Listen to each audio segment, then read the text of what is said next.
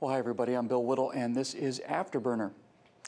Sometimes it's the most intricate, complex, and convoluted situations that can be most easily reduced to their bare bones, so let's do that right now with the whole sequester issue.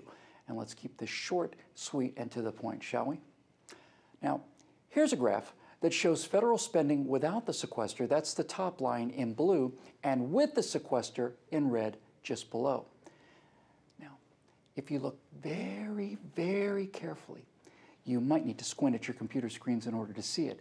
You might notice that these two lines actually do diverge just a tiny little bit.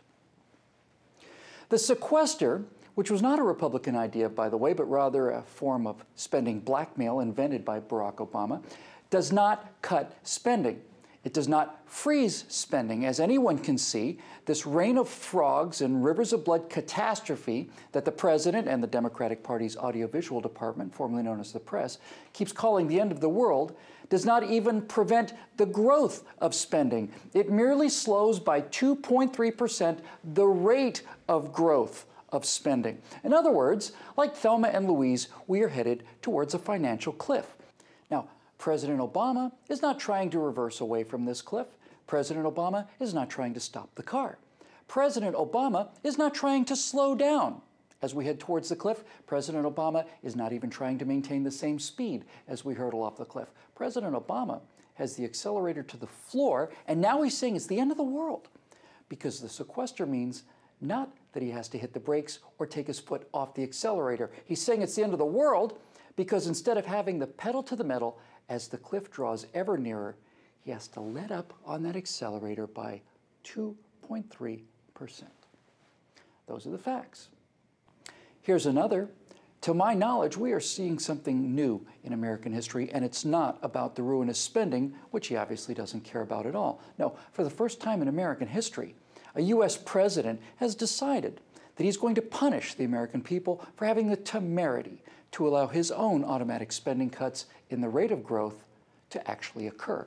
That means that for the first time in American history, our president has made a conscious decision to make it hurt, to inflict as much pain as possible on the American people so that we will never, ever again have the audacity to tell him that his spending is going to kill us all. So, a vitally important U.S. aircraft carrier goes unrefueled, supposedly because of the sequester, but giant, outrageous public sector union benefits not only continue, but are increased. Tens of thousands of Border Patrol agents are furloughed, supposedly because of the sequester, because there's no money for them now. But Bo, the White House dog named B.O., after his owner, the narcissist in chief, still travels to Petco in a security motorcade. Isn't that adorable? And third-grade children write the president tearful letters because there's no longer enough money, apparently, for their tour of the White House. But there is enough money, apparently, for Barack and Michelle Obama to take separate and endless vacations in the south of Spain or Aspen or Hawaii.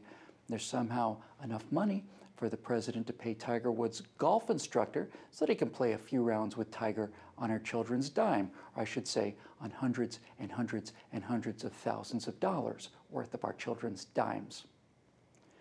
This is the most petty, malicious, mean-spirited, cowardly, and hateful thing that this petty, malicious, mean-spirited, cowardly, and hateful president has done. He's deliberately inflicting as much pain on the American people as he can possibly muster so that he can accelerate our way into bankruptcy. He's doing his level best to make it hurt those American citizens living on our borders without even the little protection that they once received, hurt the security of all American men, women, and children as a result of aircraft carriers that don't sail due to his petulance, and hurt the children of this country who so desperately wanted to see the house in which they mistakenly believed lived a great, good, and powerful man. So, just two final questions. First, even with the sequester, we're spending far more money this year than we did last year. Last year, we could afford our border guards, aircraft carriers, and White House tours. Why can't we afford them this year? Well, we can, of course, but if the President of the United States allowed the American people to realize that, his out-of-control spending would be called into question, wouldn't it? And without money to give to his public sector union cronies, Wall Street mercantilists, and golf pros, Where would Barack Obama be then? Second, why is it we're told that the government needs absolutely every single penny it can take in, that even a 2.3% cut, not in spending, but in the rate at which spending increases, is an unbearable, unsurvivable catastrophe. But you and your family can do with less and less and less every year in order to send more and more money to Washington in order to pay for presidential motorcades for the first dog. Mr. President, I'm waiting. I got all day.